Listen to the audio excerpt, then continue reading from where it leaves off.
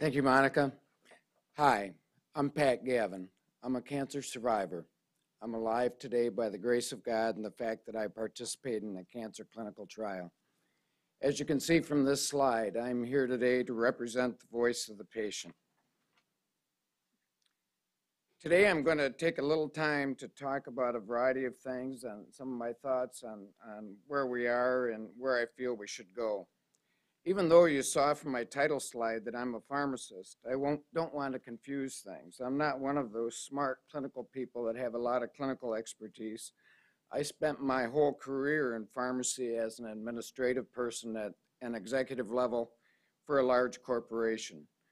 I am here today speaking from the perspective of a person who was once very sick, but was granted a miracle. And now I want to do something to give back for that miracle. This is a picture of my wife Mary and me outside of the Dallas airport. I was symptom-free at this point. Please note the date. It was March 19th, my wedding anniversary. Shortly after this picture was taken, I began to experience some difficulty in swallowing. I would aspirate when I tried to eat or drink. I went to my primary care physician, whom I had just seen in January for a complete physical.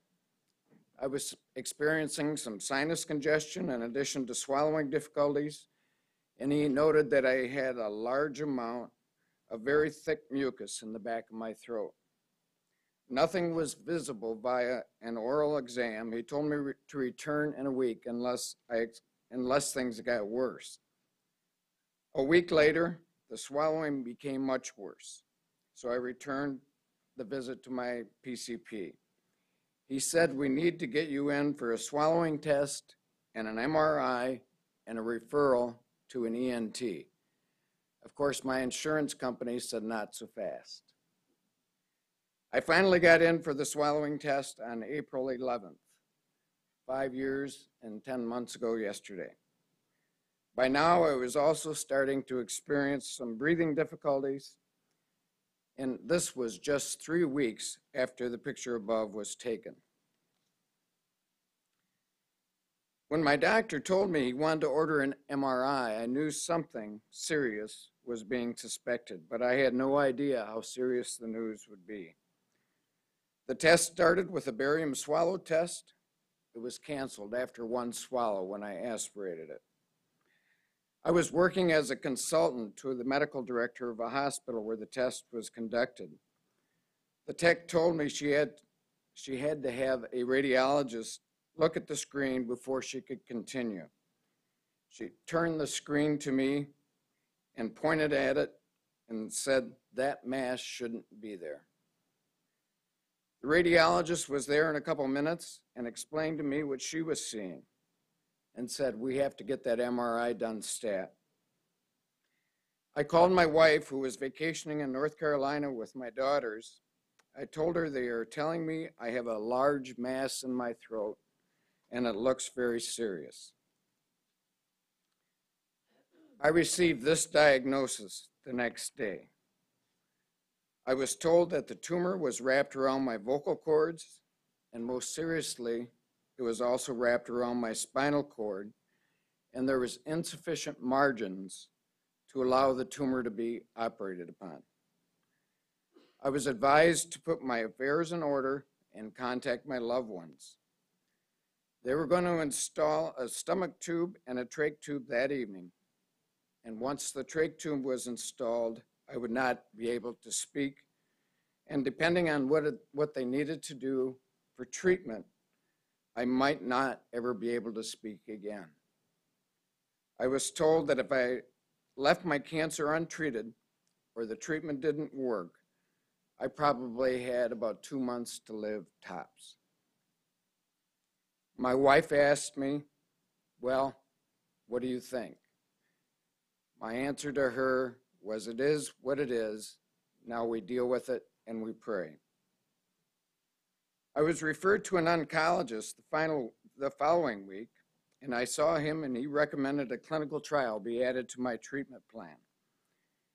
After that appointment, I went one slide too far.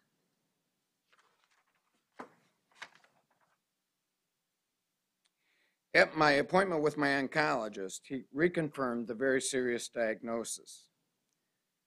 When he talked to me about a clinical trial, he was very open about the fact that it might not help, and in fact, it probably would not help me.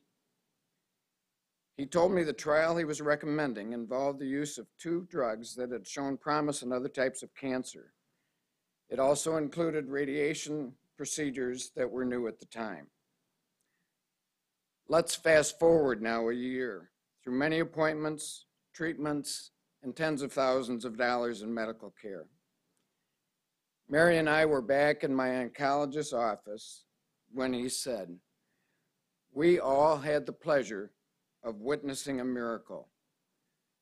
We had new drugs that worked, radiation that worked, a patient with a great attitude and a loving family, and lots of prayers. Your cancer is gone."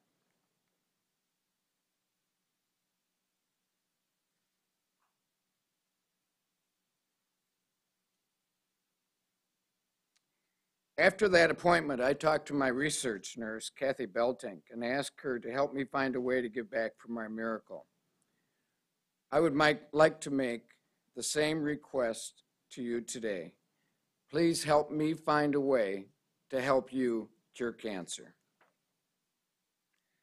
My trial had been managed by the Grand Rapids Clinical Oncology Program, which is composed of a consortium of West Michigan hospitals, the Michigan State University School of Human Medicine, and the Van Andel Research Institute. Connie Shaponik, director of the Grand Rapids Clinical Oncology Program, asked me if I would join them in a new endeavor. They wanted to bring together a group of patients who had participated in a cancer clinical trial in West Michigan and get their input on what it was like to be part of a clinical trial. I agreed along with several others, and very quickly, the Patient Advisory Board for Clinical Research for the Grand Rapids Clinical Oncology Program was established. GRCOP's charge to us is, how do we make cancer research in West Michigan better? This is the group of patient advocates in Grand Rapids who are working with clinicians and researchers to make cancer research better in Grand Rapids. My challenge to you today is, how do we make more miracles?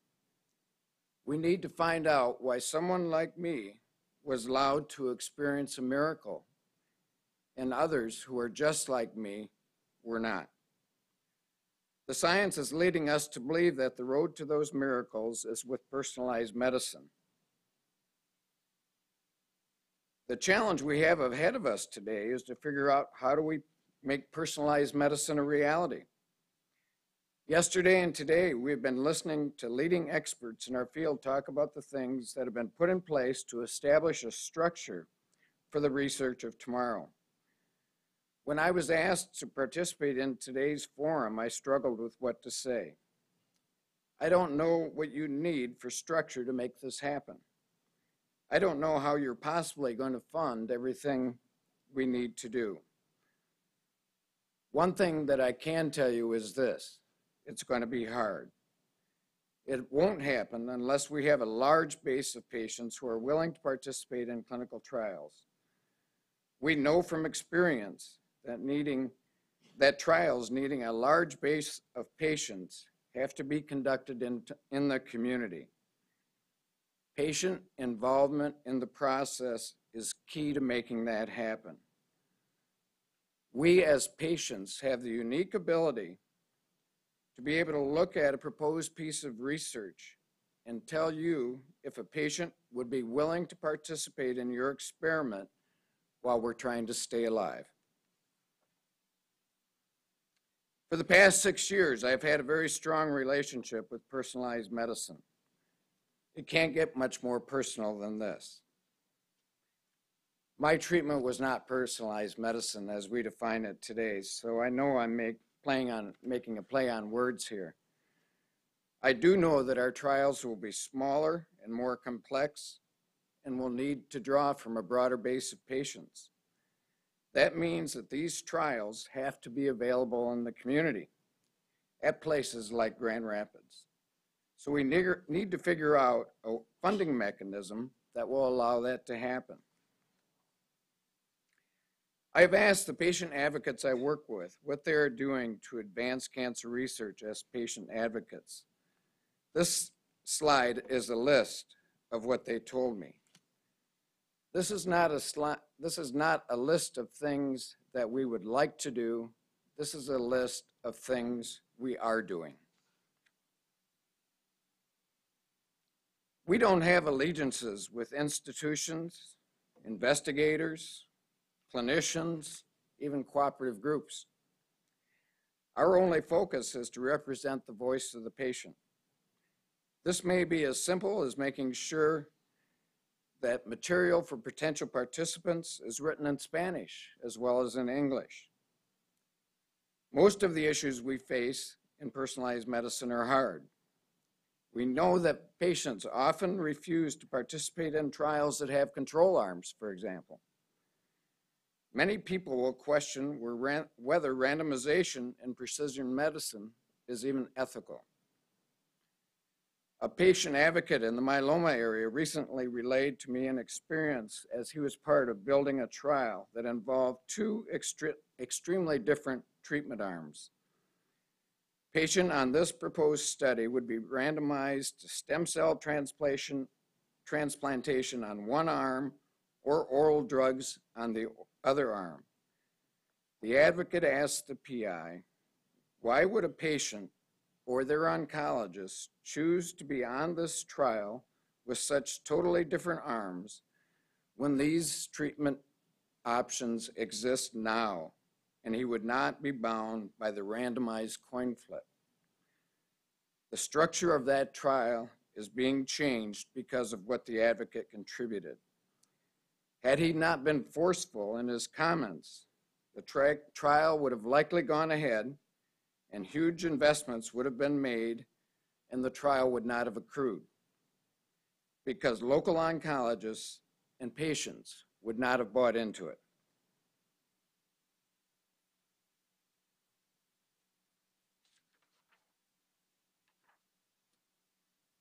Achieving our goals in personalized medicine is going to be an uphill battle. It's a battle that cannot be won at the research bench. It's a battle that cannot be won at large cancer centers alone. It's a battle that has to include patients, lots of patients. Clinical trials in personalized medicine can only be delivered if we can reach the patients in their communities. This is a picture of my granddaughter, Carrington. I don't think I would have made it up the hill that day unless she was holding my hand and taking me there. There are many logistical challenges to what we face, and they have to be addressed. Some of these challenges are institutional or regulatory, but many of them are personal. Every week, another patient asks me where I was treated. They are usually amazed when they find out that I did not go to a large cancer center. I am often told that they can't afford to go to the large cancer centers. Another comment I frequently hear I mentioned yesterday, they don't want to bankrupt their families as they chase a miracle that probably won't happen. We can't hide behind the obstacles. Carrington was trying here, but she kept peeking. How do we make personalized medicine happen in our community? We can't continue to hide behind the current obstacles. We have to figure out how to take that next step, no matter how big it is. Help me to help you address those obstacles. I don't want to keep going to my friends and your patients' funerals. We have to engage the broadest possible patient community in order to make clinical trials in personalized medicine possible. The nature of personalized medicine will not allow for a few thousand patients to be involved in answering a single question. We will need tens of thousands of patients answering thousands of questions. The patient community I am talking about doesn't exist if we only look to the large cancer centers. We have to be able to reach out to every hospital and other setting where patients live and convince them that they need to participate in clinical trials if we are to achieve the miracles like I experienced. Patient advocates are here to make these essential partnerships with patients a reality. One of the things that we patient advocates are very good at is communicating to other patients. Get us involved early as possible in the process, and then use our networks in addition to the National Clinical Trial Network. We can help you build effective trials that patients will want to join and their oncologists will want to recommend. Then we can help you get the message out. Yesterday, Dr. Comas commented about patients being engaged in clinical trial development and review. We want to be involved as early as possible in that development process because that's where we can be the most effective and the best help to you and best help to the patients that we represent.